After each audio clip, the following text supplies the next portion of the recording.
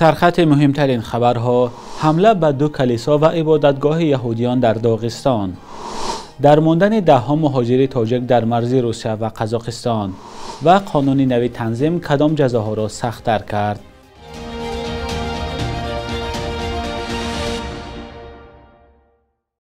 درود بینندگان عزیز، هفته نوتان به خیر و شادی باشد. با آخرین خبرهای تاجیکستان و جهان در خدمت شما هستیم. امروز 24 ایون سال 2024 است.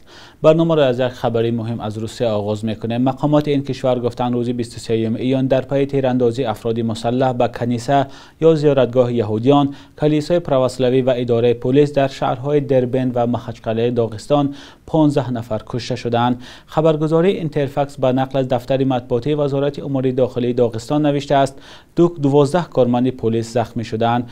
در اظهارات کمیته ضد تروریستی روسیه آمده است شخصان مسلح به 2 کلیسای پروسلاوی، 1 کنیسه و پاسگاه پلیس حمله کردند. طبق معلومات پیشکی یک روحانی کلیسای پروسلاوی هم در این حمله ها کشته شده است. به نوشته اداره مفتیات داغستان در میان قربانیان کارمندان پلیس، روحانیان و شهروندان عادی هستند. سازمان نوشته است حمله زمان تجلیل یک جشن مذهبی در کلیسای پروسلاوی رخ داد. بوروش گارین، رئیس فدراسیون جمعیت‌های یهودیان روسیه، در تلگرام نوشت کنیسه در دربن پس از حمله آتش گرفت. با گفته گارین خاموش کردن سوختار غیر امکان بود و 2 نفر کشته شدند، 1 پلیس و 1 پاسبان. وزارت کارهای داخلی روسیه خبر داده است که 4 مرد مسلح در پی تیراندازی کشته شدند. یک مقام محلی گفت 1 نفر دیگر هنگام تیرپرانی در کلیسای مخچقله کشته شده است. کمیته تفتیشاتی روسیه گفت که در رابطه با عملهای تروریستی پرونده جنایی باز کرده است. طبق آخرین خبرها سرگئی میلکوف، رهبر داغستان، در تلگرام از کشته شدن 6 جنگجو خبر داده است. درباره افراد مسلح معلومات زیاد در دست نیست. خبرگزاری تاس نوشته است 3 نفر از حمله‌وران پسران و جیانی محمد عمرف، رئیس ناحیه سرگو گالینسکی و کاتب محلی حزب روسیه واحد میباشند. به نوشته این منبع عمرف بازداشت شده است.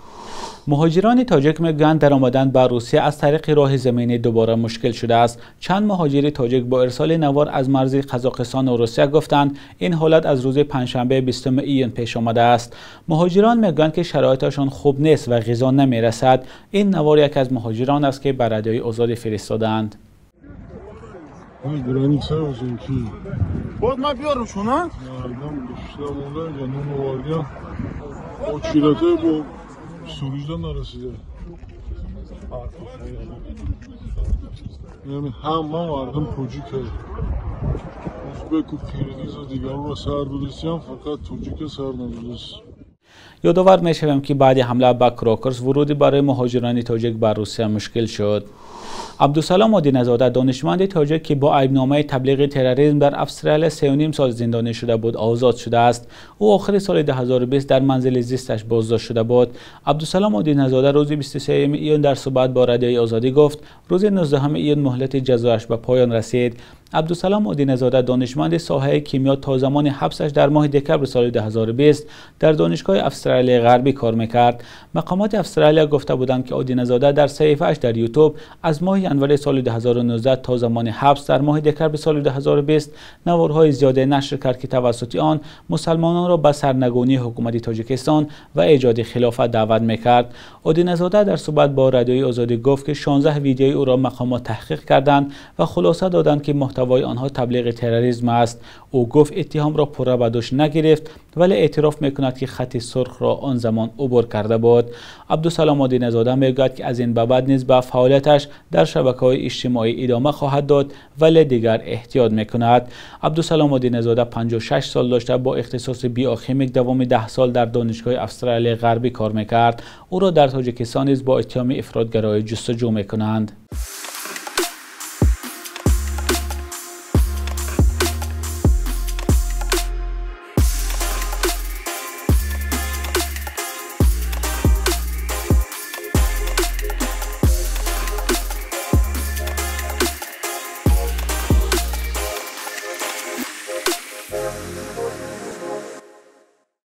قانون بحث برانگیز تنظیم جشن و مراسم در تحریر نو به اجرا درآمد. قانون جزا را برای رعایت نکردن تنظیم جشن و مراسم که اکنون معنی عیدگردک لباس به اصطلاح بیگانه را نیز در بر میگیرد سخت‌تر کرده است. بینندگان عزیز، روزهای اخیر چند نفر شما در این باره از ما پرسیدید و خلاصه این سند را برای شما شرح می‌دهیم. بر اساس سند نو قبول شده من بعد برای رعایت نکردن قاعده جشن زادروز، ختنه سر، مراسم دیگری وابسته به تولد کودک، دفن و عزاداری و مولودخانه مردم عادی از 8640 سامانه و منصبداران تا 25000 سامانه جریمه خواهند شد. برای ویران کردن قاعده توی دامادی عروسی، تعداد مهمانها، وقت و زمان برگزاری جشن و مراسم ساکنان از 15840 سامانه و منصبداران تا 39600 سامانه جریمه میشوند. در صورت رعایت نشدن این بندی قانون از سوی هنرمندان، مالکان طربخانه، قهوه‌خانه، آشخانه و تویخانه ها آنها را می توانند از 21000 تا 108000 سامانه جریمه بندند. برای رعایت نکردن ترتیب گسیل و پیشواز حاجیان، حاجی زیارت، حاجی طلبان، حاجی آشی و تقسیم تحفه ها، آرا دادن حوله، کوچه و محله و ماشین ها برای حاجیان مردم عادی از 21000 سامانه و منصبداران تا 57000 سامانه جریمه می شوند. یک نکته مهم دیگر، پیشتر اگر برای رعایت نکردن قانونی تنظیم تنها جوابگری مأموری پیش بینی شده بود، حالا جوابگری جنایی علاوه گردیده است و از 2 تا 3 سال زندان را پیش بینی می کند. بر اساس علاوه نو در کودکس جنایی در دوام سال بعدی تطبیق جزای مأموری برای دغلان ویران کردن قانون تنظیم، صاحبکار انفرادی، مؤسس یا رهبر تشکیلات تجارتی، سرخطیب، امام خطیب، امام مسجد 5 وقته، خادم غیر رسمی دینی، رئیس محله، اینچنین شخصان دیگر از 158400 سامانه تا 180000 سامانه جریمه خواهند سپرد و یا از 2 تا 3 سال از آزادی محروم خواهند شد. در فهرست جریمه ها عیدگردک و لباس به اصطلاح بیگانه به طور مخصوص ذکر نشده است. در بند آخری قانون تنظیم گفتند که در عموم برای رعایت نکردن آن مردم و منصبداران و شخصان حقوقی را به جوابگری میکشند. قانون نو تنظیم جشن و مراسم به خصوص منع پوشیدن لباس بیگانه در میان ساکنان نگرانی ها را با وجود آورد. برخی باور دارند که هدف از لباس بیگانه منع پوشیدن ستر و حجاب است. در یک سال در تاجیکستان بیش از 3000 مورد خشونت یا زورآوری در عائله ثبت شده است. 2500 مورد خشونت مردان به زنان و 500 مورد خشونت زنان بر مردان. این آمار رسمی است و آمار غیر رسمی می تواند از این بیشتر باشد. خبرنگار رادیوی آزادی این دفعه از ساکنان و راهگذران پرسید که آیا در عائله خشونت دیدن؟ چرا زورآوری در عائله کم نمی شود و راه حل کدام است؟ فکر من زورآوری در عائله بسیارتر از طرف مرد یا اینکه زن گذشت کردن نتوانستن یکی از فعل‌های آنها می باشد. مثال گیریم زن یا اینکه مرد پیش از عائله دار شوی کدام فعل‌های نامطلوب داشت که آموخته کردگی است، بعد از عائله دار شوی به زن یا اینکه مرد محکوم نمی شود، باید گذشت کند و همین حالت ها بسیارتر دیده می شود و به همین نافهمی بین اعضایان عائله می شود. گذشت کردن نمی توانند از فعل‌هایشان و زورآوری به عمل می آید. بسیارتر زورآوری پسیخولوژی.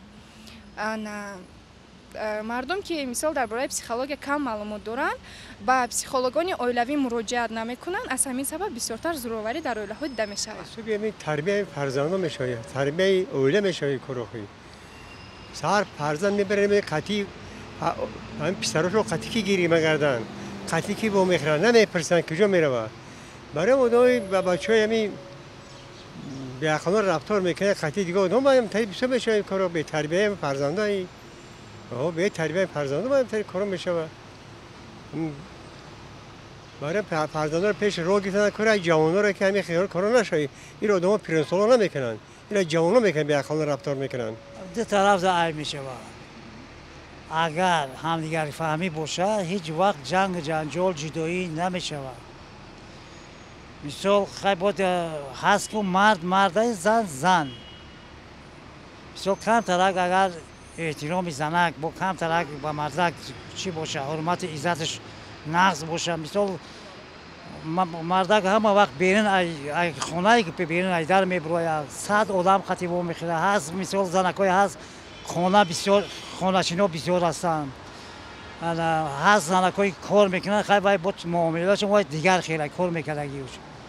همین زنکای خانه شتگی که هستن که مرد که ای کار که اومده پیشواز خشرو بگیره و معامله نقص کنه خیلی درنش هم اگر کم ترک چی باشه خفر هم که باشه و چهره هوی خطی پیشواز بگیره مرده یکم گپ یکم خبر نه یکم چی نمیشه ای بیزن میشه زن گپ گردون مردک میزنه باید که زن خب کنه ای همی تایده باید که زن خب کنه برد مینه زندگی تنج میروه اینجا ما گفتی گپا هازی ما مردک زنه که تعریف کنم گناهگور برای که هازی زنکا بسیار گناهگورن این همه زنه که گپ نگردونه زندگی تنج میشوه تربیه ای خوردی فرزندان رو میفهمونی که این مادر اپا خواهر اینا رو بسیار احترام کردن در کار برای چی اینا نسل ما اصلا مردینا از در بیرونیم ما نمیدونیم در عائله چی شده است تعلیم و تربیه ای مادر از عائله وابستگی داره یگان کار با زورواری حل نمیشه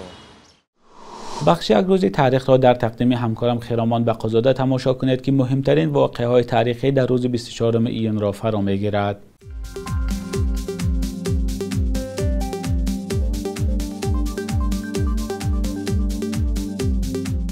24 ایونی سال 2009 در شهر دوشنبه 10 نفر از جمله ایشانی سیراج‌الدین یا سیراج‌الدین عبدالرحمانов با اتهام عضویت در سازمان ممنوع سلفیه بازداشت شدند. او بعد 4 سال به آزادی برآمد ولی آغاز سال 2021 با عین همین اتهام به 5.5 سال زندان محکوم گردید. سلفیه در تاجیکستان یک سازمان ممنوع و افراطی شناخته شده است. 24 می سال 2020 در اوج پاندمی کرونا ویروس جورابک نظری آوازخوان و محقق آثار کلاسیکی در 73 سالگی درگذشت. او سالیان زیاد رهبری پژوهشگاه دستخط‌های اکادمی علم‌های تاجیکستان را به عهده داشت.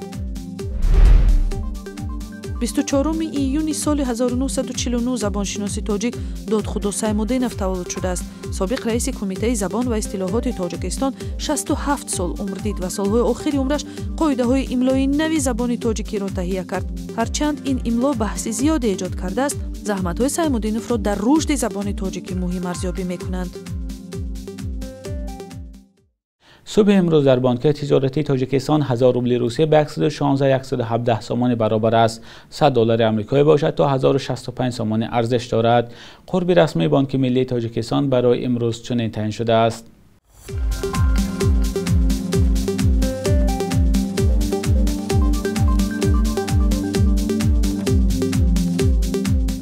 بینندگان عزیز، به پایان برنامه نوید بامدادی رسیدیم. اگر خبر یا نظری دارید لطفاً در زیر برنامه برایمان نویسید. تا فردا، خدا نگهدارتان.